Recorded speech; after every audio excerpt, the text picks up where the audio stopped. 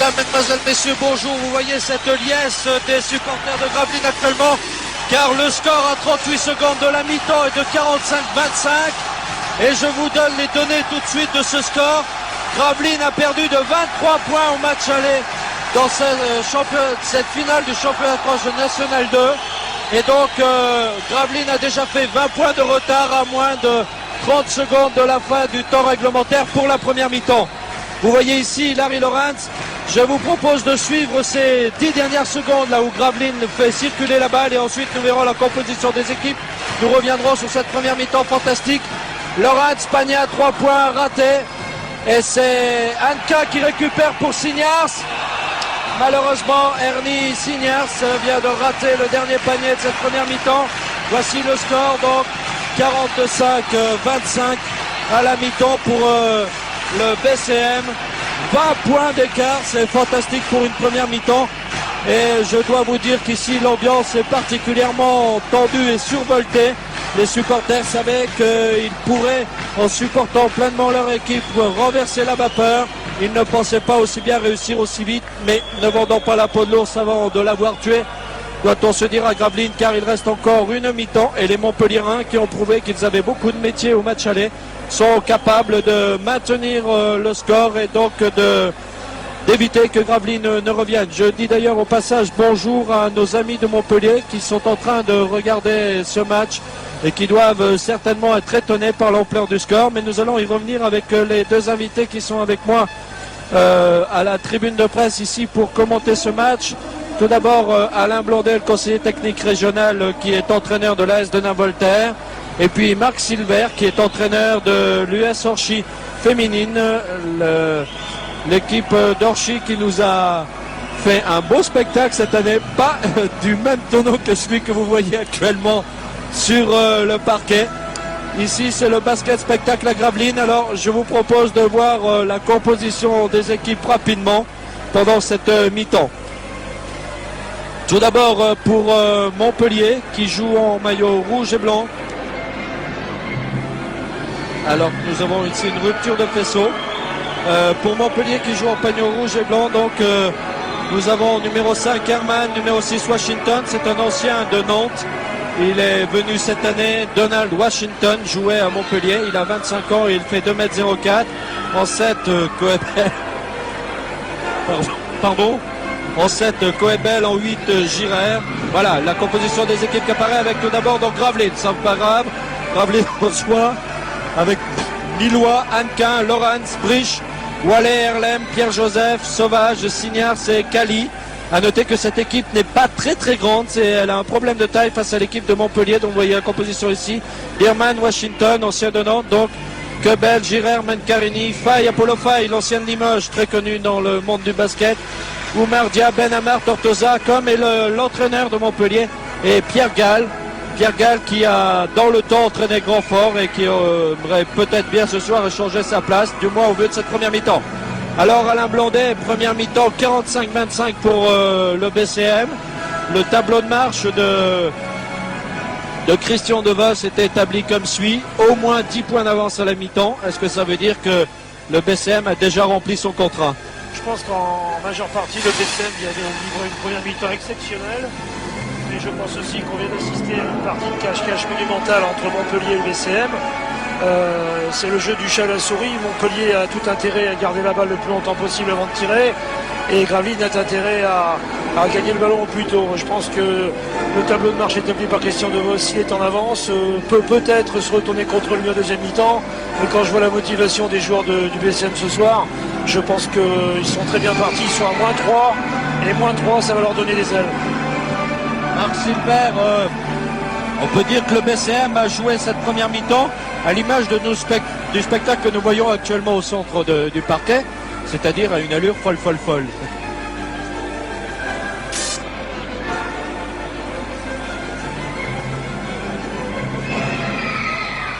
Attendez Marc Silver, je crois que nous avons un problème de micro et je crois qu'on n'a pas entendu ce que vous disiez. Donc on va laisser un petit peu le temps de réparer tout ça, de voir un petit peu.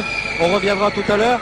On va en discuter avec Alain Blondet. Alain Blondet, le rythme du BCM, à l'image, je le disais, de ce qui se passe actuellement sur le plancher. un rythme fou, complètement débridé. Oui, je pense que dans cette première mi-temps, le BCM a bien construit ses 20 points d'avance en utilisant l'agressivité naturelle de ses joueurs par un pressing en homme tout terrain, puis en ayant gagné le ballon, en s'organisant, en prenant tout le temps de construire, avec quelques exploits personnels de Laurence, en prenant la balle à contre en allant marquer tout seul. Un super début de match sur les paniers à 3 points. Je pense qu'ils avaient réuni tous les ingrédients pour pas louper le début de la première mi-temps. Oui, et d'ailleurs, c'est cette histoire des 3 points d'ailleurs. Voilà. Et d'ailleurs, Pierre Gall nous disait avant le match que ce qui craignait le plus, c'était les 10 premières minutes de chaque mi-temps. Il avait raison de les craindre pour la première mi-temps, peut-être qu'il va aussi les craindre pour la deuxième. Hein. Oui, exactement. C'est dans les 10 premières de la deuxième mi-temps que Gravelines va peut-être prouver sa possibilité de remonter ses 23 points. En tout cas, si on regarde le score de cette première mi-temps, on se rend compte que tout de suite Gravelines a mené à la marque et rapidement avec un écart. L'écart a toujours été pratiquement de 10 points, sauf au bout de 7 minutes de jeu. Le Montpellier était revenu à 18-11, puis 22-13 au bout de 8 minutes 30. Mais après, régulièrement, l'écart est monté. Dès la 5e minute, le BCM menait 16-2. Et cet écart de 14 points, on devait le retrouver au bout de 10 minutes avec 30-15 exactement, 15 points d'avance pour le BCM. C'est un tableau de marche qui est on ne peut plus respecté par les joueurs gravelinois. Une première mi-temps qui s'est déroulée à un rythme rapide et la meilleure preuve c'est que du côté de Montpellier il y a seulement 5 fautes, 7 fautes du côté du BCM, c'est-à-dire qu'il y a peu de fautes de la part de chaque joueur, de chaque équipe. On n'est même pas arrivé à la 8e faute fatidique qui impose un lancer franc à chaque faute volontaire. Donc avec un rythme pareil, je crois que c'est la première fois Alain Blondet que vous voyez un match de basketball qui dure 20 minutes en temps effectif et bien souvent 40 minutes en temps réel, durait seulement 30 minutes pour sa première mi-temps. Disons que c'est très surprenant de voir la tournure des événements ici ce soir parce que on aurait pu s'attendre à ce que Montpellier fasse tourner le ballon encore plus longtemps, c'est ce qu'ils avaient essayé de prévoir. Mais certains joueurs ont un peu paniqué et ont tiré au bout de 3 ou 4 secondes. En plus sans réussite, je pense à Washington qui vient de passer à travers la première mi-temps en recevant des ballons à la hauteur du poste. Washington qui avait assassiné Gravelines au match aller avec la meilleure réussite de tout le match. Oui, je pense que la défense de Gravelines n'est pas pour rien ce soir parce que Washington reçoit toujours des ballons dans des conditions assez difficiles. Et on a un peu l'impression qu'il force son tir alors que Apollo Faye pendant les 3/4 de cette première mi-temps a été relativement bien servi, a été relativement même mieux que relativement adroit, et ensuite on l'a plus vu, il n'avait plus la balle. Je pense qu'au deuxième mi-temps, Washington devrait passer à l'intérieur plus bas et Faille plus haut. Voilà, bonjour Alain Blondet, l'occasion de voir Marc Silver à ma droite. Alain Blondet, on peut dire aussi, Marc Silver, malheureusement vous avez toujours votre problème de micro, ça va revenir j'espère. On va faire un petit essai encore là, en direct. 1, 2, 3. Ben voilà, ça marche très bien. Alors Marc Silver, c'est à vous justement que revient l'honneur de commencer cette deuxième mi-temps, je dirais, parce que vous avez connu ça, vous, avec votre équipe d'Orchy. Vous étiez mené de 14 points à Scheuil dans la Coupe Péter, il n'y a pas longtemps de ça. Et au match retour, vous deviez refaire ce retard. Effectivement, on avait, sur le vu de la deuxième mi-temps, ici, je pense que 3 points, c'est bien parti pour Grandfort. Et nous avons eu la même expérience il y a 15 jours, puisque pour cette demi-finale qualificative de Coupe d'Europe, nous avions 14 points de retard à la mi-temps. Et là-bas, le score s'est maintenu à la barre des 14 points. Et le match retour, c'est avéré qu'on a pu reprendre uniquement 5 points. Mais je crois que sur l'ensemble du match, l'équipe qui est derrière doit continuer à pousser. Et Grandfort l'a très bien fait dans la première mi-temps. Qu'est-ce qui a manqué à vos filles et que Grandfort a aujourd'hui? Je pense que nous avons eu aussi une équipe en face qui a une moyenne d'âge très importante et qui a eu peut-être essentiellement qui a su jouer avec une grande maturité. Tandis qu'aujourd'hui, j'étais un peu surpris que Pierrot Gall, avec son équipe de Montpellier, démarre uniquement au départ avec un meneur. Je pense que Pierrot devait s'attendre à ce que Grandfort soit capable de pousser et de prendre une pression tout terrain. Il a très vite, après un premier temps mort, réagi et mis 2 meneurs. Mais je crois qu'actuellement, maintenant, les 20 points sont là derrière. Et je crois que certainement Grandfort a toutes les chances maintenant de renverser la vapeur. Petite question, Marc Silver, est-ce que vous prendriez des basketteuses parmi la troupe qui nous a fait j'apprécie énormément la souplesse, je crois qu'elles ont fait une prestation assez remarquable. Manque de taille peut-être là. Peut-être, oui, bien sûr, mais enfin... Trêve de plaisanterie, les choses sérieuses vont recommencer, vous le voyez, les joueurs sont revenus sur le terrain. Et recommence à s'échauffer en vue de cette deuxième mi-temps qui va reprendre d'ici environ 2 minutes. Et le spectacle continue quand même au milieu. J'ai l'impression que l'échauffement des joueurs va être perturbé. On revient un petit peu sur le score du match aller. 104-81 pour Montpellier, 23 points d'avance. Alors que vous voyez ici les équipes défiler. Le plus grand dans cette équipe de Gravelines, eh ben, c'est Signars avec ses 2 mètres. Enfin, Cali fait 2,05 m, mais il ne joue pas encore. Alors que dans l'équipe de Montpellier, il y a plusieurs à plus de 2 mètres. Il y a Washington à 2,4, Faye à 2,08. Et puis aussi, il faut le dire, une moyenne d'âge assez élevée à Montpellier. Ce qui fait donc que les Montpelliérains ont certainement l'expérience que n'ont pas les Gravelinois ce soir pour ce match retour. Mais il leur manque certainement la fraîcheur physique. Ce qui a vraiment surpris dans cette première mi-temps, c'est la fraîcheur physique. Et d'ailleurs, Gravelines au match aller était complètement passé à côté, non pas d'un point de vue physique, car lorsque les Gravelinois avaient eu l'occasion de jouer très rapidement, Montpellier avait été débordé, mais ça s'était produit que pendant 3 minutes pratiquement en deuxième mi-temps. Et Gravelines était totalement passé à côté des consignes. Alors vous qui êtes tous les deux entraîneurs, Alain Blondet et Marc Silver, quels sont les mots que l'on peut trouver pour essayer de reprendre ces joueurs qui ont évité, qui n'ont pas respecté les consignes au match aller, pas trop les réprimander, hein, parce qu'il ne faut pas les décourager, mais en même temps taper du poing sur la table parce qu'il faut quand même revenir à des consignes collectives.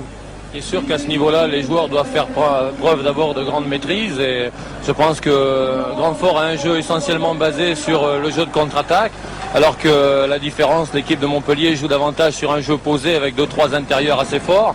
Et le fait que Grandfort n'ait pas pu déployer son jeu de contre-attaque et autres, peut-être que les options étaient de tenir un peu le ballon à Montpellier et ça s'est peut-être révélé par un échec. Mais je crois que dans l'ensemble sur le match ici, Grandfort est plutôt dans le jeu à revenir et à reprendre un handicap de 20 ou 25 points comme il l'a aujourd'hui. Je crois que Grandfort a tout à fait, je veux dire, le style de jeu qui correspond à ce handicap et on l'a vu dans la première mi-temps. Oui. Qu'est-ce que vous auriez dit à la Blondet? Moi, je pense que 23 points de retard, vous auriez abordé le match comment? Vous auriez dit quoi, ces joueurs?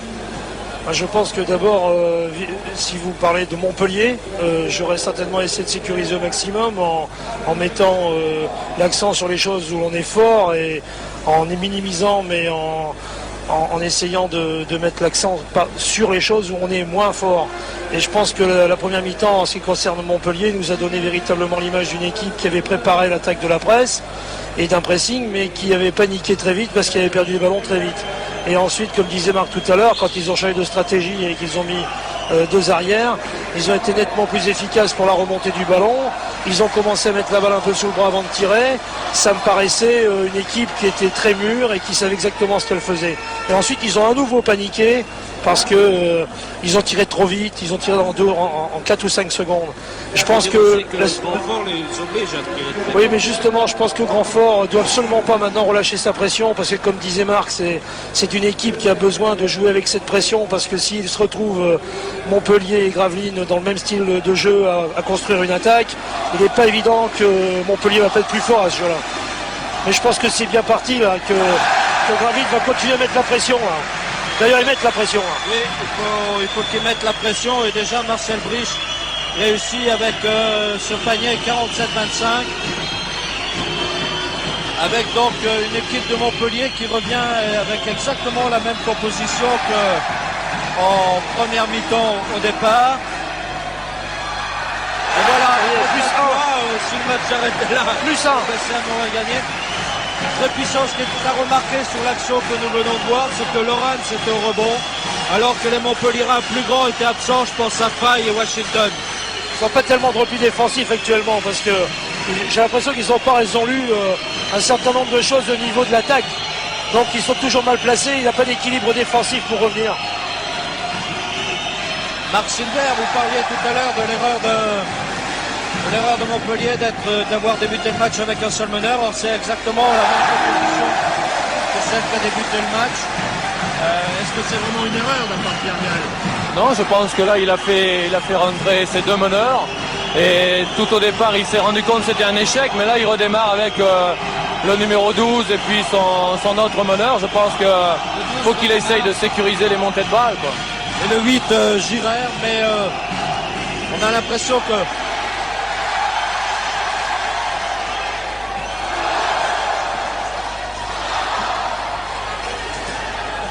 Ebrich ici qui se bat comme un petit face au géant. Il ne faut pas oublier que dans cette équipe de Gravelines, les deux meneurs de jeu, Erlem et Brich, ne font qu'un mètre 80. Je dis bien seulement parce que vis-à-vis de grands gabarits comme Washington ou Apollo 5, c'est évidemment plus difficile pour eux. Ils sont obligés de faire ce genre de rythme rapide actuellement. On a un peu l'impression au début de cette deuxième mi-temps que Washington est encore à la peine, aussi bien au niveau défensif qu'au niveau offensif. D'ailleurs, Montpellier a gardé la même défense, il continue à défendre très strictement en boîte sur Laurence. Et les autres sont en homme à homme. Oui, Dia, donc c'est le Sénégalais sur Laurence. Laurence est le 6, ici Signars face à Apollo 5.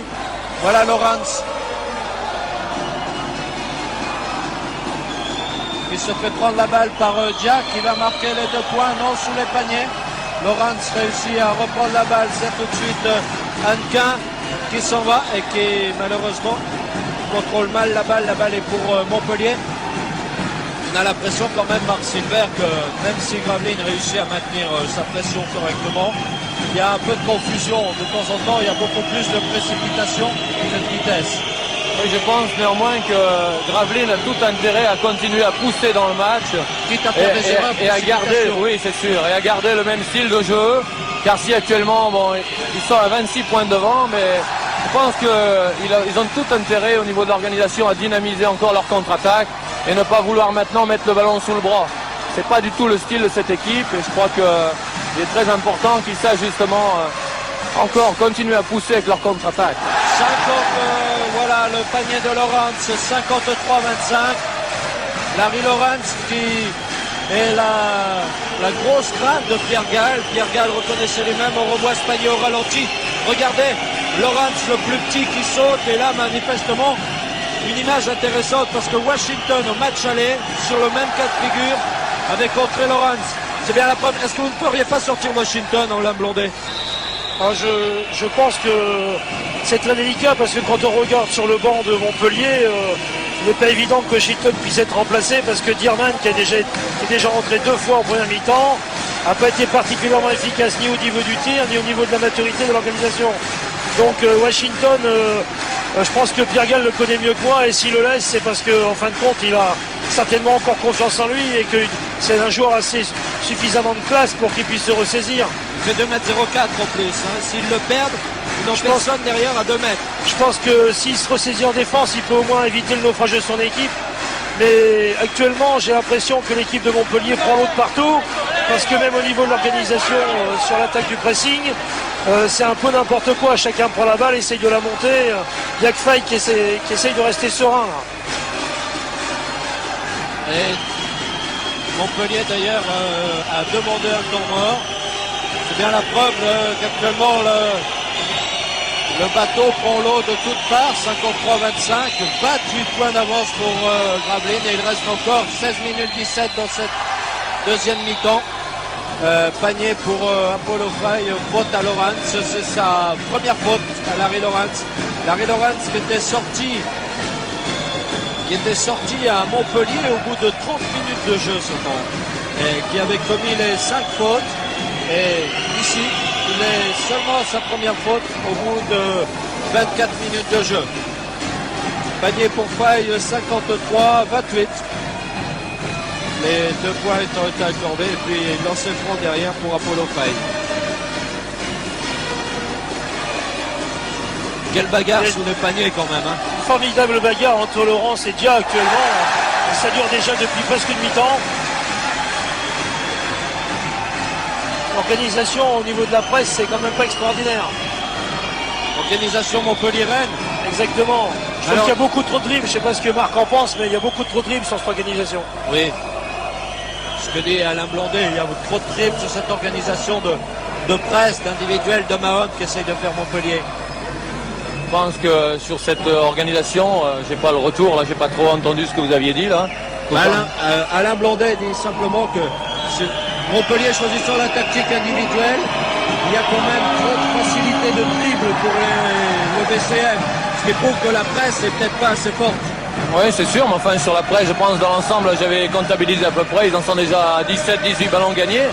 Je crois que ça leur a quand même permis d'avoir pas mal de munitions à l'attaque, sur des tirs posés ou autres. Mais leur zone 1-2-2 leur permet aussi de prendre quelques trappes sur le côté, dans les ailes basses. Ce qui est curieux, c'est que Montpellier ne sache pas attaquer trop dans le milieu de cette raquette, parce qu'il y a souvent des trous énormes et personne ne vient s'y présenter.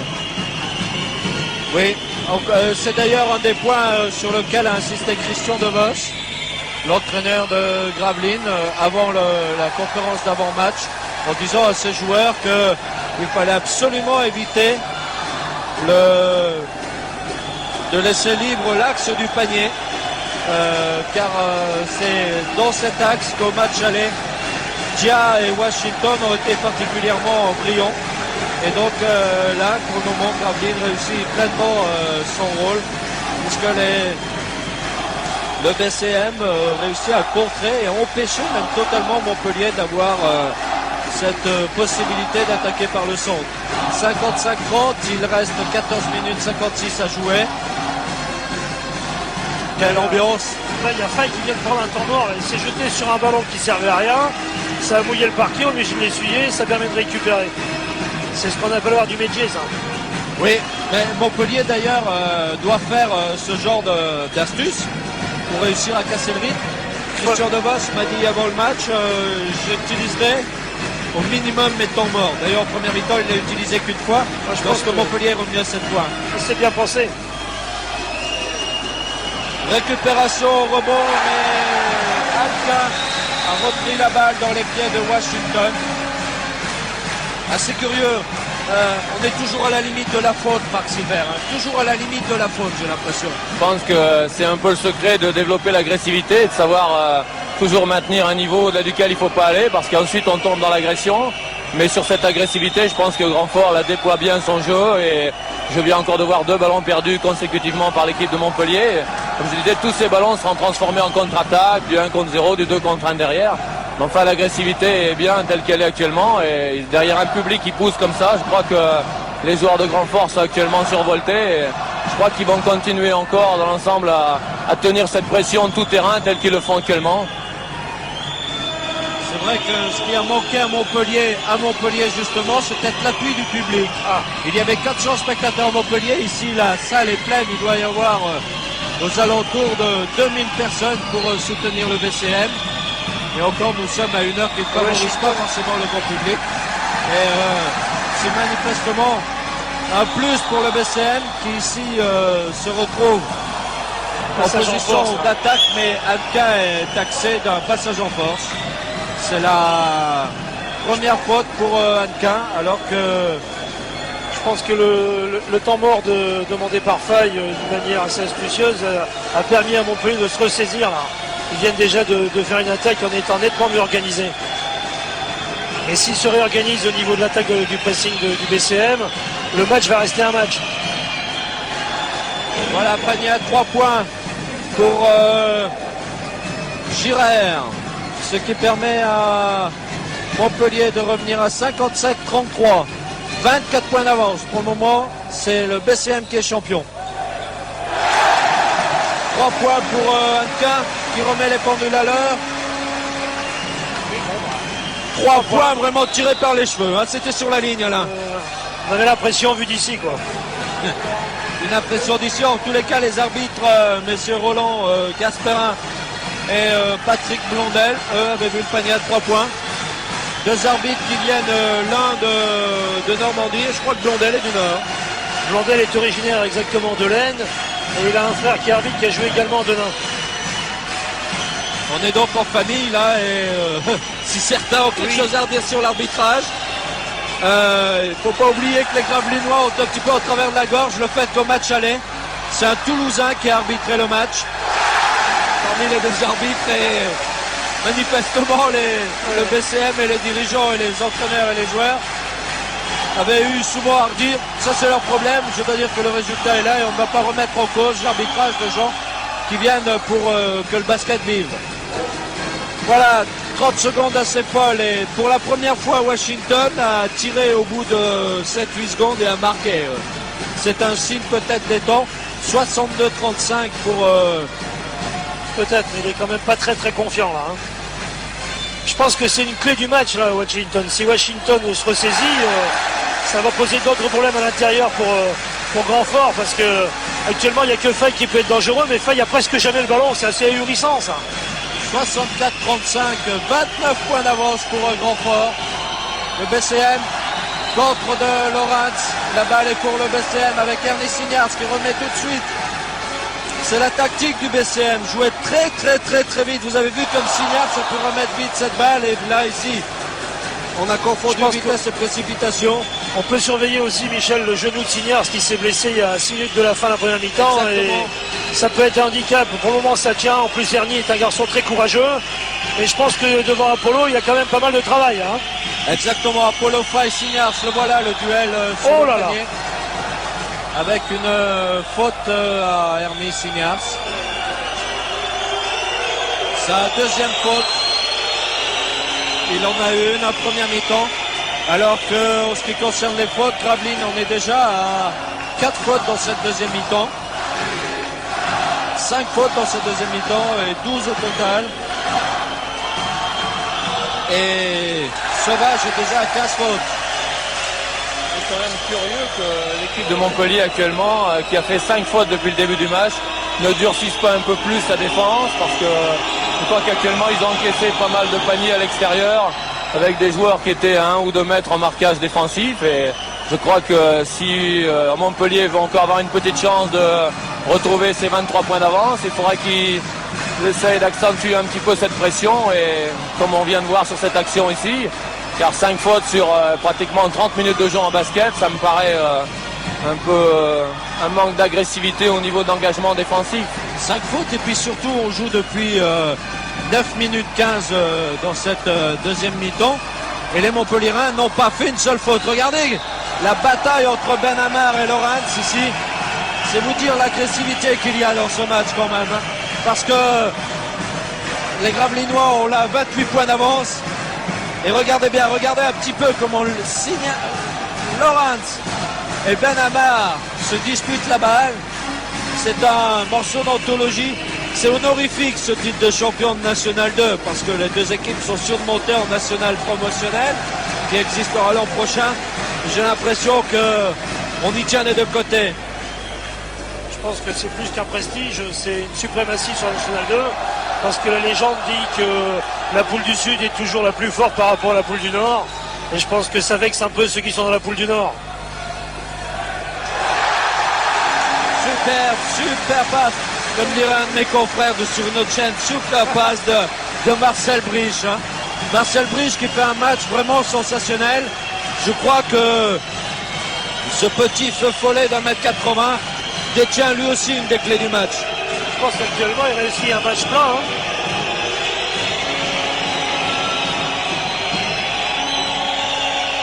Marc Silver,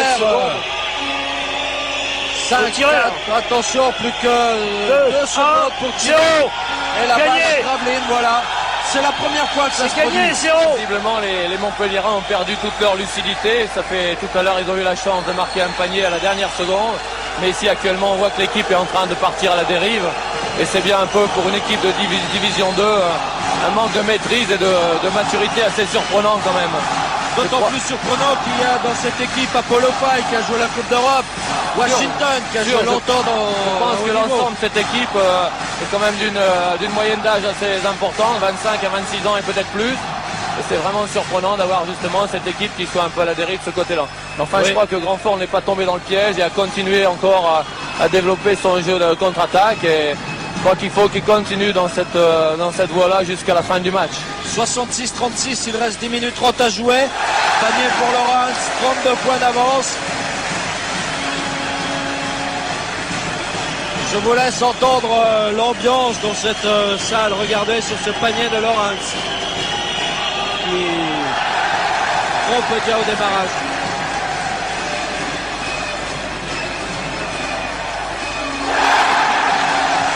Points pour NK, 71-36,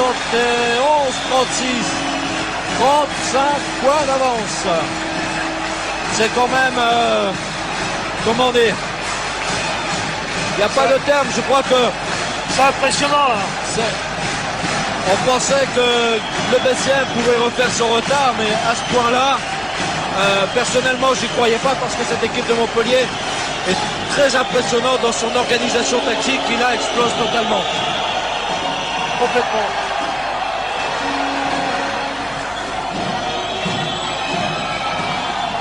Et voilà, un smash d'Apollo. Je crois que Apollo Faye détient psychologiquement l'une des données de ce match. Car il a la possibilité, par sa classe et sa façon de prendre la balle à une main, vous allez le voir sur ce ralenti, ce smash, il a la possibilité d'agacer l'équipe de Gravelines. Vous ne pensez pas, Alain? Je pense surtout que, bon, au-delà de ce que vous dites qui est juste, il y a aussi le fait qu'Apollo ne voit pas souvent le ballon. Et si Apollo voyait plus souvent le ballon, je pense que ça poserait beaucoup plus de problèmes pour le BCM et surtout le BCM récolterait des fautes. Et avec les fautes, ça permettrait à l'équipe de Montpellier d'avoir ces petits temps morts astucieux là, au-delà de marquer des points. Actuellement, c'est un peu n'importe quoi Montpellier. C'est très très très surprenant qu'une équipe avec une moyenne d'âge aussi impressionnante fasse un petit peu n'importe quoi au niveau de l'organisation. Hein. Je veux dire qu'il y a toujours quelqu'un sur le porteur du ballon. Et regardez le terrain que couvrent des joueurs comme Brich et Hannequin par exemple. Et je crois que là, il y a une des clés du match.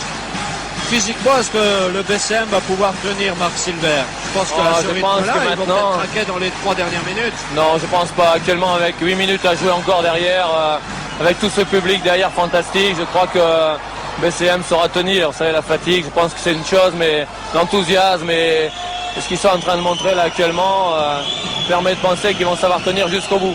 On voit actuellement beaucoup de problèmes de relations entre les meneurs et puis les deux joueurs intérieurs qui appellent beaucoup les ballons à l'intérieur de la zone de grand fort et qui se plaignent de jamais les recevoir. Et sûr que Apollo Faye a été, à part ce smash il y a quelques secondes, il en est réduit maintenant à tirer à 3 points. Il a été assez sevré de ballon à l'intérieur, c'est un peu dommage pour Montpellier. Et voilà, entre Larry Lawrence et Dia, je pense. Et on voit l'explication entre Pirogal et Apollo Faye qui se plaint de ne pas avoir suffisamment cette relation en passe intérieure, car visiblement il y a pas mal d'ouverture dans la zone intérieure de Grandfort, mais les trappes se referment très vite et chaque fois qu'ils ont eu le ballon, il y a toujours eu des surnombres défensifs bien mis en place par l'équipe de Grandfort, qui leur a permis de voler beaucoup de ballons et de jouer ses contre-attaques derrière.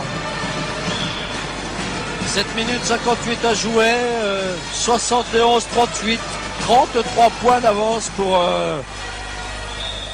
le BCM. Le BCM qui n'encaisse que 38 points pour le moment, alors que au match aller, ils ont quand même pris 104 points. Ça avait été d'ailleurs une des surprises de ce match aller, Alain Blandet. Oui, je pense que de toute façon, le BCM, à partir du moment où ça va sur l'attaque, ça ne peut pas ne pas aller sur la défense. Et à l'inverse, en ce qui concerne Montpellier, ça ne va pas en défense, donc ça ne va pas en attaque non plus. En plus, on est en train d'assister à quelque chose qui est assez surprenant. C'est Dia qui est, depuis le début du match, en train de faire une boîte au niveau défensif sur Laurence et qui est complètement fatigué par cette boîte qui continue à vouloir arroser à 3 points. Une boîte, ça veut dire encercler Lawrence pour l'éviter d'avoir... c'est essayer de priver Lawrence de ballon. Essayez, car c'est pas facile en effet. Larry Lawrence qui a 28 ans et qui, malgré sa taille d'1m97, ce qui n'est pas grand par rapport au Montpellierin, réussit un match sensationnel aujourd'hui et 35 points d'avance après ce panier de Signars. 7 minutes à jouer encore. Voilà, on revoit ce panier de Signars. C'est les Montpellierins qui temporisent au maximum. Encore 13 secondes avant de tirer. Voilà, Dia qui tire. Et c'est Brich qui reprend au rebond. Brich pour Sauvage. Sauvage pour Lawrence. Bousculé. À qui la faute? Faute à Faye. C'est la première faute de Montpellier dans cette deuxième mi-temps. C'est la première faute de Faye depuis le début de la partie. Temps mort pour Montpellier. Là. Et temps mort demandé par Montpellier. On va écouter ce que dit Christian Devos. Au niveau de la défense, Lazare, toi tu es placé par ici. Dia est souvent là. Il faut emmener le ballon dans le fond. Il faut une passe intérieure et puis il redouble soit toi, c'est que tu leur la position défensive et qu'ils reviennent sur bien. Je veux pas qu'ils puissent tirer à 3 points. Ok les gars, on continue à défendre comme ça. Monte, comme ça, eux, il ne faut pas manger le bar. Monte. On est si on ne peut pas tirer très vite, on fait tourner le ballon au maximum. 1, 2, 3, Oui, on a entendu la consigne éviter que Dia tire à 3 points. C'est vrai qu'il avait fait un malheur au match aller, Dia, avec 5 tirs à 3 points.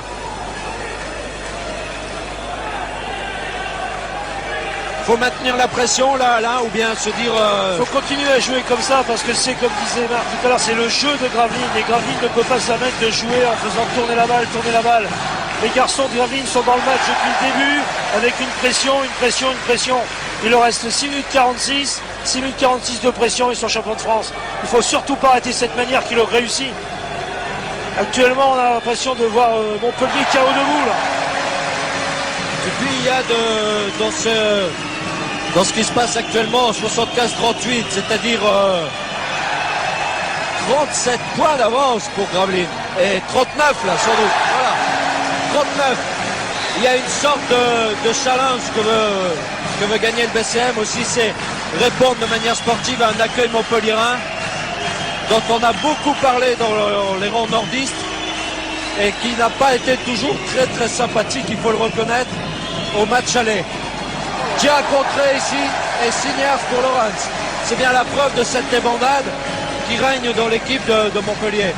Oui, je reviens un petit peu sur l'accueil, tout simplement pour dire que les Gravelinois n'avaient pas pu s'entraîner normalement au match aller. Ils n'avaient pas pu jouer sur le parquet qui était très glissant. Enfin ça, c'est ce qu'on dit quand on perd.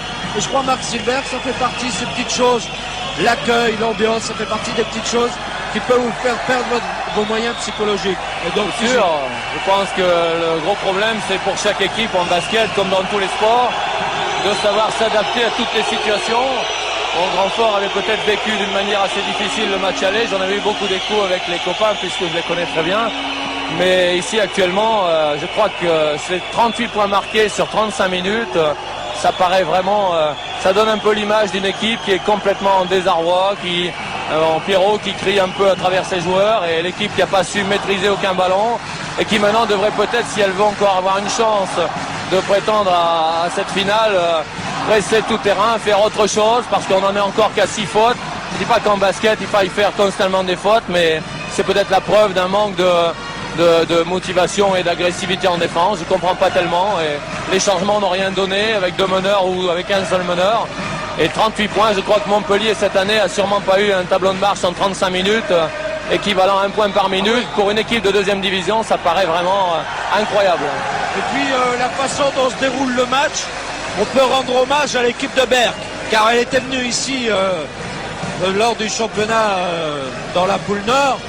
Elle avait réussi un exploit fantastique, obligeant le BCM à sortir vraiment le grand jeu pour l'emporter seulement d'1 point.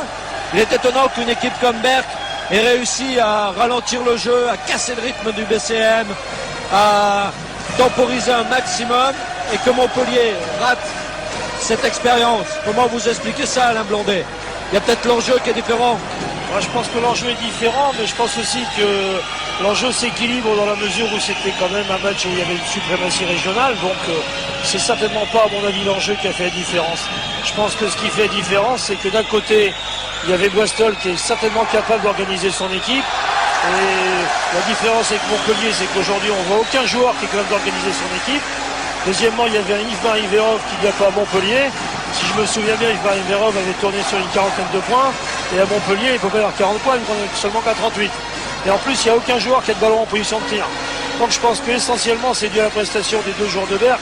Cette grande différence qu'il y avait eu entre le match de Berck ici et la prestation de Montpellier. Enfin, pour mémoire, pour rire un peu, Denain n'a pris que 44 points ici. Bien dit, Alain. C'est vrai, 44 points seulement pour Denain. On se console comme on peut, je veux pas être méchant. Moi non plus. Je veux dire par là que Denain, qui a été un petit peu le parent pauvre nordiste de cette poule et de ce championnat national de cette année, a quand même bien résisté comme il a pu face à ce monstre que sont le BCM et Berck. On revoit ici le ralenti, le panier de Laurens. Alors, pendant ce temps-là, c'est Washington qui est allé marquer de l'autre côté. 79-40, 39 points d'avance. Ce qui est bizarre, Est-ce que le Denain va faire mieux que Montpellier? moi je prends pas les paris là. Mais ce que je trouve bizarre dans l'équipe de Montpellier, c'est que on vient de voir une action là, on vient de marquer par Washington, où on a la très nette sensation qu'ils maîtrisent l'attaque de la presse, qu'ils maîtrisent l'attaque du pressing, et que là ils sont un petit peu complètement, ils ont pas d'âme là. Temps mort demandé par le BCM, c'est assez curieux, mais je pense qu'il y a peut-être une raison. On va essayer de la voir avec Christian De Vos. Il reste, il reste 4 minutes à jouer. Si on fait tourner à chaque fois à la limite des 30 secondes, on ne peut plus être battu. Ok, intelligence de jeu. Marcel, monte la balle lentement. Larry, il reste 4 minutes. Si on fait tourner à la limite des 30 secondes, on ne peut plus être battu. Jouez intelligent. En défense, ils vont donner de la pression. Revenez plus vite en défense. On ne prend pas de risque sur faute, les gars. Allez, 1, 2, 3, allez. Marc Silver, vous avez entendu Christian De Vos, la tactique. Il reste 4 minutes à jouer, mais 30 secondes au maximum pour tirer. Et on ne peut pas être battu. Est-ce que c'est pas dangereux de changer de tactique comme ça? Non, parce que je pense qu'actuellement, avec 4 minutes encore à jouer, même plus maintenant, 3 minutes 50, Grandfort a assez de métier en ayant Marcel Brich ou autres joueurs comme ça sur le terrain pour se permettre, en ayant 39 maintenant d'avance, donc plus 16 au total des 2 matchs, de pouvoir jouer cette tactique, de poser le ballon et de tenir et jouer le score. Je crois que Grandfort sera capable de tenir sur ces 3 dernières minutes le ballon comme il faut. Alain Blandet, c'est aussi votre avis de... Je pense Vous ne croyez que pas c'est... qu'au niveau psychologique, il risque d'y avoir une démobilisation? Je pense pas, parce qu'en plus c'est en train d'user, s'il faut encore user quelque chose, cette tactique est en train d'user ce qui reste de Montpellier. Et la consigne qui a été donnée par Christian, c'est une consigne qui est appliquée. Alors si elle est appliquée, ils ne peuvent plus perdre. En effet, 6 voilà. points, 6 secondes, pardon. 6 secondes, qui de joie d'Alain Blandet. 6 secondes, et puis Anka qui marque 2 points, 80 à 40. 41 points d'avance, on revoit ça. Riche avec cette super passe sur Anka. Anka qui en plus bénéficie d'un lancer franc. 82-40, enfin c'est la possibilité qui est offerte à Anka. Ici, avec 42 points, 3 minutes 13, c'est fini. Non, je pense que c'est terminé, d'autant que si Montpellier va encore avoir une petite chance, ils seront obligés d'aller chercher Grandfort très haut. Et ça va donner ce genre d'action qu'on vient de voir terminer un panier seul en dessous sur Sauvage. Et je crois que Montpellier peut-être tentera une dernière chance, mais enfin, il y aura certainement encore plus d'une fois un joueur de Grandfort seul sous le panier d'ici la fin du match. Oui, bien fait de rectifier Marc Silver. En effet, c'était pas Anka, c'était Sauvage. Sauvage le numéro 15, Anka le numéro 5, qui a marqué donc les 2 points, les 3 points pour Gravelines, qui permettent 2 points qui permettent de mener 80-40 pour le BCM. Il reste 2 minutes 39. Montpellier tente d'accélérer le jeu, mais je crois que on ne peut pas accélérer comme ça tout d'un coup, Alain Blandet. Hein. Je pense que c'est fini là. Faye est en train de jeter les dernières cartouches, mais Faye est complètement en colère depuis maintenant à peu près 10 minutes parce qu'il ne voit pas la balle. Faye jette des gros yeux à l'intérieur, jette des gros yeux à l'extérieur du terrain, et alors que c'est lui qui pouvait faire la différence étant donné l'échec de Washington ce soir. Et en plus il s'énerve. Voilà, mais la faute là est à Lawrence. Larry Lawrence qui se voit comptabiliser sa 2e faute ici. Le BCM est quand même à un nombre impressionnant de fautes. Enfin impressionnant par rapport à Montpellier qui n'a que 10 fautes, qui a commis 5 fautes dans sa deuxième mi-temps. 15 fautes pour le BCM. Et ça change du match aller. Où au match aller, le BCM était déjà pratiquement à 20 ou 22 fautes. Alors, ce qui est curieux, c'est que c'est eux qui sont agressifs aujourd'hui et ils n'ont pas les fautes. Comment on explique ça à Marc Silver? Je pense que sur le match aller, et au vu de ce que j'avais pu entendre sur le match, les 22 fautes qui étaient données, c'était certainement plus dans une pression défensive qui était certainement moindre que ce qu'elle a pu être aujourd'hui. Et je crois qu'aujourd'hui, sur à peu près 15 à 17 fautes, en ayant mis cette pression pendant 40 minutes, je crois que les joueurs de Grandfort ont bien maîtrisé leur sujet sur le plan de la défense. et ne sont pas engagés. Je crois que le problème de l'agressivité, c'est toujours savoir jusqu'où aller trop loin. Et à travers ce match-là, on a pu se rendre compte de leur maîtrise sur ce plan défensif. Et au rebond, c'est Briche qui avait réussi à avoir la balle après deux claquettes de Laurence Signars.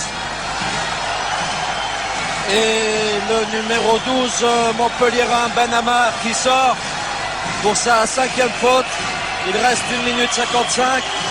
Je crois que la clé aussi Alain Blondet, on le voit à travers Ben Amar qui sort, il a 19 ans. La différence entre Berck et Montpellier dont on parlait tout à l'heure, elle est là.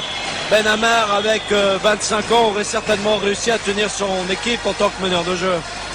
Oui, je pense aussi que bon, si c'est un titre honorifique, Montpellier essaie d'en préparer à l'avenir parce qu'ils vont quand même pas pouvoir garder une équipe aussi âgée en première division B. Donc ils investissent sur des garçons comme Ben Amar. Et Ben Amar, les sensations qu'il a prises aujourd'hui vont lui permettre de changer de style pour le prochain type de match aussi capitaux. Et en fin de compte, c'est un investissement que Montpellier a fait. Mais c'est vrai que Ben Amar n'a pas démérité dans ce match, mais il n'a pas non plus mérité dans la mesure où il n'a pas véritablement su ou pu organiser son équipe. Mais je suis surpris actuellement parce que je m'attendais à ce que les spectateurs du BCM soient déjà debout parce qu'ils sont champions de France depuis 10 minutes et ils sont toujours au même endroit. Alors là, je suis surpris. C'est peut-être la superstition, on ne sait jamais. Hein. Il faut jamais croire qu'on a gagné avant le coup de sifflet final. Tentative de panier à 3 points de Laurence et c'est Anne Sauvage qui force les Montpellierins à concéder la balle. 83-41, ça y est, Alain Blondet, vous avez entendu. Je crois qu'ils sont branchés avec une oreillette sur FR3. 83-42, 42 points, 1 minute 18, 23 secondes avant que Briche soit obligé de tirer, enfin que le BCM tire. Et faute à Signars, 15e faute du BCM, mais depuis le début de la deuxième mi-temps, c'est la 3e faute de Signars, mais depuis le début de la deuxième mi-temps, c'est la 8e faute. Donc Apollo Faye récupère un lancer franc qui ne changera pas grand-chose. 83-41, 42 points. Il faudrait qu'en 1 minute 10, Montpellier marque 19 points. On va pas souhaiter la mort de Montpellier et l'achèvement complet. Et ça ferait plaisir, je suis sûr, à Alain Blondet qui est quand même 44 points d'écart. Ça me fait plaisir que le BCM ait gagné son pari. Ça me fait surtout plaisir pour Christian Devos qui avait tenté un pari assez important, qui est en train de le gagner. Ça me fait plaisir aussi parce qu'à la manière, mais vous savez, quand il y a autant d'écart, je me mets aussi à la place de l'autre coach. Et comme c'est également un ami, ça me fait un tout petit peu moins plaisir pour lui. Je crois quand même que ce soir, ce qu'on a eu de sensationnel, Marc Silver, c'est cette fête du basket nordiste. En plus, l'entraîneur de Montpellier a été formé dans le Nord. Donc on peut dire que le basket nordiste a réellement prouvé ce soir qu'il dominait le championnat de France, puisque même si Montpellier prend 40 points ce soir, il reste 45 secondes. Montpellier est quand même champion de National 2 pour le groupe Sud. Oui, bien sûr. Je pense qu'aujourd'hui, j'ai eu la chance de pouvoir vivre cette grande fête. Nous devions être avec notre équipe en finale de Coupe Péter à Roscoff contre Montferrand. Malheureusement, l'échec contre Châles, mais aujourd'hui, il est certain que pour le basket nordiste, c'est encore un nouveau pas vers la promotion du basket tout court. Je crois que actuellement, sur l'ensemble des clubs ici, 2 clubs vont monter en 1B. Notre équipe qui est actuellement en première division féminine, les Flandres ont besoin de quelques locomotives pour mettre en place, un basket qui a toujours bien marché dans les Flandres, mais qui a eu le malheur pendant une dizaine d'années de manquer de quelques clubs de bon niveau pour pouvoir garder l'ensemble de ces joueurs formés. Merci Marc Silver, merci aussi Alain Blondet. Je vais vous laisser là-dessus, car je vais descendre juste pour aller vivre les 30 dernières secondes avec Christian Devos.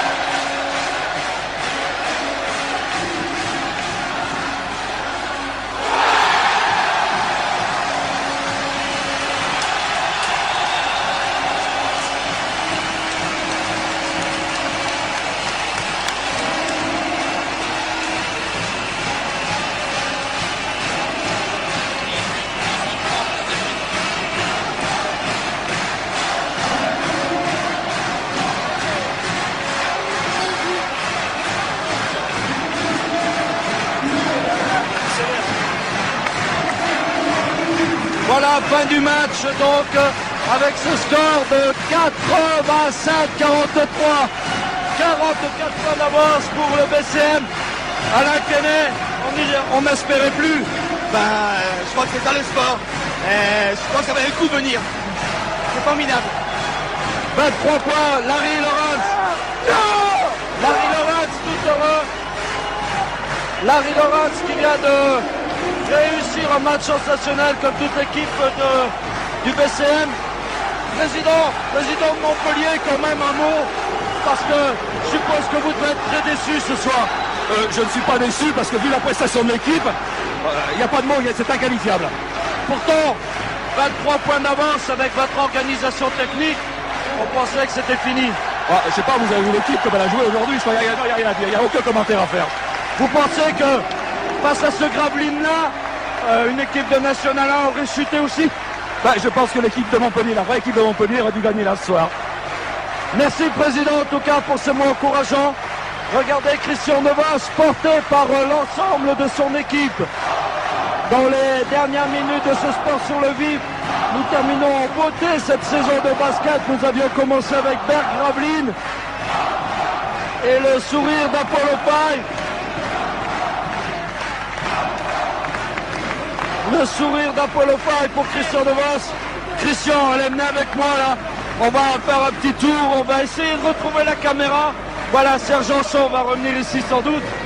Alors que vos joueurs ont revêtu le costume traditionnel des supporters de Gravelines. Christian Devos, vous me disiez au début, avant le match, vous me disiez bon, j'ai dit de faire ça. Mais on sentait que vous vous disiez après tout, ça peut totalement échouer. Vous y croyez pas avant? Si, j'y croyais, mais c'était un risque parce qu'on avait dit qu'on allait foncer, et on risquait nous aussi de mourir physiquement ensuite. Bon, ça s'est bien passé, on a tenu, les gars étaient motivés jusqu'au bout. Quand il y avait un gars légèrement fatigué, il faisait signe, on changeait, on était motivés, on la voulait, on a eu, je pense, c'est le principal. Pour vous, c'est une consécration, car quand vous avez pris l'équipe au début de la saison, on peut dire que on s'est dit, est-ce que Christian Devos va réussir à monter cette équipe? C'est un très beau challenge pour vous aussi, je crois, une victoire personnelle. Ouais, c'est une satisfaction générale, il y a des hauts, il y a des bas, on a des amis, on a des ennemis. Ma foi, je me suis fait une certaine cuirasse, et puis on était prêts aujourd'hui, c'était le principal. Merci Christian, rejoignez vos joueurs qui sont en train de péter tout ça là-bas. Et les supporters reviennent avec à leur tête Alain Danvers, le député maire de Gravelines. Monsieur Danvers, alors que Lawrence brandit la coupe.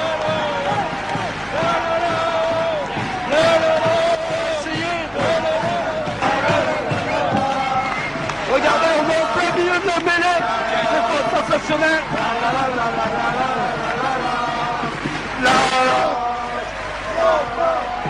Alain Danvers, en tant que Albert Danvers, en tant que maire de Gravelines, je suppose que ce soir vous êtes content, vous avez investi dans le basket. Absolument, je suis plus que satisfait et je crois qu'on le doit à tout le monde. Tout le monde s'y est donné aujourd'hui, vous-même d'ailleurs, et un grand merci. Et on fera encore mieux la prochaine fois. Merci aussi pour le spectacle. Vous y espériez à cette victoire, 44 points? Nous sommes ici dans un grand équipement qui mérite le public que nous avons là. Et ça continuera. Merci Monsieur Danvers. Regardez, c'est la joie dans les rangs de Gravelines. Je vous rappelle le score 87-43, 44 points d'écart. Au match aller, Gravelines avait perdu de 23 points à 104-81. Et sur cette image du trophée que brandissent les joueurs de Gravelines, que nous allons terminer cette émission, un trophée où on voit les noms d'Orthez, champion de France, presque finaliste de la Coupe d'Europe, de Vichy, et aussi de Nantes, et aussi de tas d'autres équipes qui actuellement sont National 1. On souhaite pour Gravelines la même image dans quelques temps avec un autre trophée, pourquoi pas celui de champion de National 1, la Coupe d'Europe. Je crois que dans l'euphorie de ce soir, beaucoup de supporters vont y penser. Mais en attendant, il faut savourer ce titre, le premier du BCM. Et c'est sur ces images que nous terminerons ce sport sur le vif. Je vous rappelle que Gravelines, le basket club maritime d'enfants Gravelines, est devenu champion de France de National 2 devant nos caméras ce soir en battant Montpellier pour le match retour 87-43. Merci de votre attention. J'espère que vous avez vécu intensément ce match de basket. À bientôt pour un autre sport sur le vif. Et donc pour le sport.